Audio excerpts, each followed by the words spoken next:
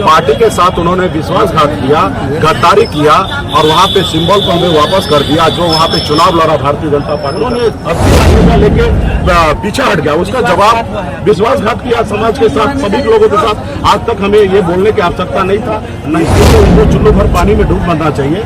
समाज के पीठ में खंजर भोंकने का काम किया। बताइए ना, हमने उनका सीट तो नहीं छीन लिया। अगर हम छीन लेते तो हम वहाँ पे अपना प्रत्याशी देता, हम भले किसी अन्य जात को देते तो आप हमारे पर आरोप भी लगा देते कि मुकेश सहनी शायद उससे पैसा लेके दे दिया। हमने तो विषम परिस्थिति में खास करके गाँव गरीब से हमारा समाज के परिवार के लोगों ने यहाँ पे आए, अपने समाज के हक अधिकार दिलाने के लिए सभी ने एक सुर से लड़ाई लड़ने का वादा किए हैं। सभी लोगों ने हाथ में गंगा जल लेकर अपने पूर्वज को, भगवान को साक्षी मान के संकल्प ले लिया है कि हम अपना वोट को नहीं बेचेंगे, अपनी पार्टी के हिसाब से चलेंगे। पार्टी जो निर्णय लेगा उस निर्णय के साथ जाएंगे। हम जो हमारी सुनेगा हम उनकी सुनेंगे, जो हमारी नहीं सुनेगा हम उनकी नहीं सुनेंगे। और हमारी मुख्य लड़ाई जो है निषाद को आरक्षण दिलाना, जिससे बंगाल में निषाद को आरक्षण है, दिल्ली में आरक्षण है एससी का, बिहार में हमें नहीं आरक्षण है, ओबीसी में रखा गया। हमारी एक ही लड़ाई है कि प्रधानमंत्री जी, देश के प्रधानमंत्री एक है, संविधान एक है, तो फिर हमारे साथ भेदभाव क्यों हो रहा है? निषाद के बेटा को आरक्षण मिले, इसके लिए ये अभियान है। ये पटना से निकल के और ये 25 जुलाई से ही निकला हुआ है। ये 101 दिन का ये यात्रा है। ये पूरे बिहार में, उत्तर प्रदेश, झारखंड, 3 राज्य में 101 दिन का ये यात्रा है और लाखों हजारों की संख्या में लोग जुड़ रहे हैं। और मजबूती से हाथ में गंगा जल लेके एक एक घर के लोग, एक एक परिवार के लोगों ने संकल्प ले लिया कि हम अपने वोट को नहीं बेचेंगे। हमारी भलाई जहाँ होगा, हमारे बच्चे का भविष्य जहाँ तय होगा, वहाँ पे हम वोट गिराएंगे।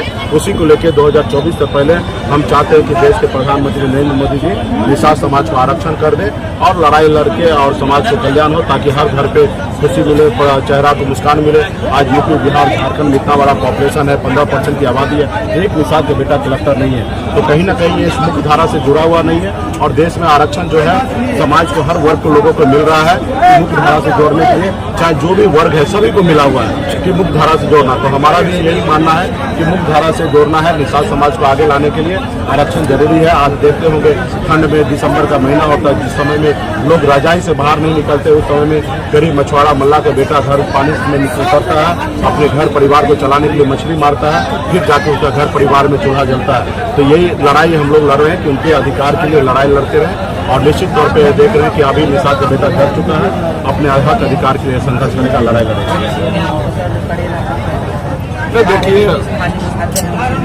देखिए अभी वो जहाँ पे गए हैं उनको मुबारकबाद हो। आप सबको पता है और पूरे बिहार को पता है कि बिहार में मुकेश सहनी फैक्टर है। कल तक कोई जानता नहीं था, पहचानता नहीं, कोई पूछता नहीं था। वही व्यक्ति है जो हमारे पार्टी में भी आया था और सदस्य बना था और पार्टी का सिंबल लिया था। और पार्टी के साथ उन्होंने विश्वासघात किया, गद्दारी किया और वहाँ पे सिंबल को हमें वापस कर दिया। जो वहाँ पे चुनाव लड़ा भारतीय जनता पार्टी का कैंडिडेट था, उससे 80 लाख रुपया लेकर वो पीछे हट गए और सिंबल को हमें वो लौटा दिया बीजेपी से सेटिंग वेटिंग करके। और फिर लास्ट में हमें वो सीट को किशनगंज में भारतीय जनता पार्टी ने हमें दिया। आप बताइए, राज्य के अंदर में वो ऐसा पॉलिटिकल पार्टी होगा, कोई ऐसा नेता होगा, मूर्ख होगा कि दरभंगा जिला का सीट को छोड़कर और किशनगंज में सीट ले लेगा? इतना अच्छा सीट छोड़कर अब उन्होंने क्या किया, वो सीट को छोड़ दिया और सिंबल वापस कर दिया। उसके बदले में भारतीय जनता पार्टी ने अपना कैंडिडेट दे दिया और वहाँ पे उन्होंने अपने प्रत्याशी को जुटाया और उसके बदले में उनको 80 लाख रुपया मिला। वो समाज के बीच में जाए और बताए कि ये क्यों किए। और उसके बदले में हमें एक सीट जो मिला, हम एक अति पिछड़ा का बेटा को, लखनलाल पंडित को किशनगंज में हमने लड़ाने का काम किया।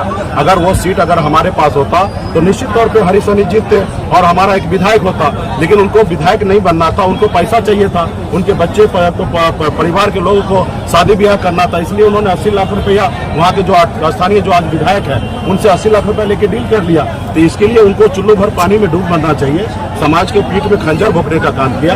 बताइए ना, हमने उनका सीट तो नहीं छीन लिया। अगर हम छीन लेते तो हम वहाँ पे अपना प्रत्याशी देता, हम भले किसी अन्य जात को देते तो आप हमारे पर आरोप भी लगा देते कि मुकेश सहनी शायद उससे पैसा लेके दे दिया।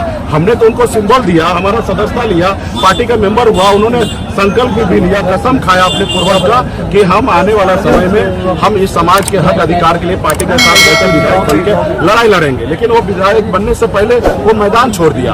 उन्होंने 80 लाख रुपया लेके पीछे हट गया। उसका जवाब विश्वासघात किया समाज के साथ, सभी लोगों के साथ। आज तक हमें ये बोलने की आवश्यकता नहीं था, नहीं हम बोलना चाहते थे। लेकिन आपको मैंने पहले भी आग्रह किया, हाथ जोड़ के विनती किया कि भाई आपको भारतीय जनता पार्टी आज आपको जो जगह दिया है वो मुकेश सहनी का देन है। आज नीतीश कुमार जी को डैमेज करने के लिए उपेंद्र कुशवाहा जी को लाया गया था, मुकेश सहनी को मिशन को रोकने के लिए आपको लाया गया। आप जहाँ गए वहाँ पे आपको मुबारकबाद हो, आप बधाई हो, आप वहाँ रहिए, अपना काम भी कीजिए और जो समाज के लिए जो संकल्प किया, कसम खाया हुआ आप खा कीजिए। लेकिन आप उल्टा मेरे पर आरोप लगा रहे हैं, मुझे उल्टा सुल्टा बोल रहे हैं, जो कि आप अपने गिरेबान में झांकिए। अरे भाई, आपको कौन जानता था? वही व्यक्ति, वही भारतीय जनता पार्टी आपको एक टिकट नहीं दिया 2020 में, आपको मेरे पास आना पड़ा, सदस्यता लेना पड़ा, और आपके भारतीय जनता पार्टी का बड़ा नेता जो दिल्ली में बैठता उसने मुकेश सहनी को लीडर माना, तब 11 को सीट दिया। तो आप कैसे कह सकते हैं आज आपको वहां पे नेता बनाया सिर्फ मुकेश सहनी को क्रॉस करने के लिए? और यहाँ क्या, हमको 2019 में लालू प्रसाद जी जो बिहार के इतने बड़े खिलाड़ी, इतने बड़े नेता, उसने 2019 में नेता मान लिया, तब 3 लोकसभा सीट दिया था। यहाँ पे नहीं, बिल्कुल ही नहीं। समाज का बेटा अपना काम करे, हम अपना काम कर रहे हैं। हाँ, ये है कि समाज को तोड़ने वाला काम न करें, नहीं तो समाज के सब पता है कि आपकी क्या है, आपकी हैसियत क्या है, आप किसके वजह से आज इस मुकाम आप पहुंचे हैं। आप लोग बोल रहे हैं तो आप अपना जो भी मीडिया में बोलते हैं तो कमेंट को भी थोड़ा पढ़िए, उस कमेंट में लोग क्या बोल रहा है उसको पढ़िए, और उसको पढ़ने के बाद आप कोई भी इंटरव्यू दीजिए। आप जितना भी हमारे माननीय जो नेता बने हैं, हरीश सहनी जी हमारे बड़े भाई हैं, उनसे मैं आग्रह करूंगा कि जितना भी आप मीडिया को बोलते हैं उसमें कमेंट भी लिखा जाता है, उस कमेंट को पढ़िए। लोग कितना आपको गाली दे रहा है, लोग कितना आपको बेइज्जत कर रहा है, लोग कितना गद्दार बोल रहा है। तो इसके लिए आने वाला समय में उनको इस पे विचार करें। हम उनको बधाई पहले भी दिए, अभी भी कह रहे हैं कि आपको नेता बनाया है, आप वहाँ रहिए। हमको भी ऑफर मिला कि आइए आप ये हमारे घर में आके आप बड़ा से बड़ा नेता बनिए, लेकिन हमने कहा नहीं, हमने आपका महल में नहीं जाना, गुलाम नहीं बनना। हमारा छोटा ही झोपड़ी हो, उसका हम अपना काम करेंगे, अपने लोगों के लिए, हित के लिए काम करेंगे। आज भारतीय जनता पार्टी से क्यों लड़ाई हुआ? मेरा उनसे कोई जमीन का लड़ाई तो थोड़े है। हमने भाई यूपी में जाके या बिहार में अपने समाज के अधिकार के लिए आरक्षण की बात कर रहा है, इसलिए मेरा लड़ाई हुआ। अगर मैं मोदी जी जिंदाबाद करता, योगी जी जिंदाबाद करता, तो मेरे साथ लड़ाई थोड़े होता। हम तो अपने हक अधिकार के लिए लड़ाई लड़ रहे हैं। आज भी हम उनके साथ बात कर ले, सेटल हो जाए, तो कल हम भी बड़ा नेता बन जाएंगे।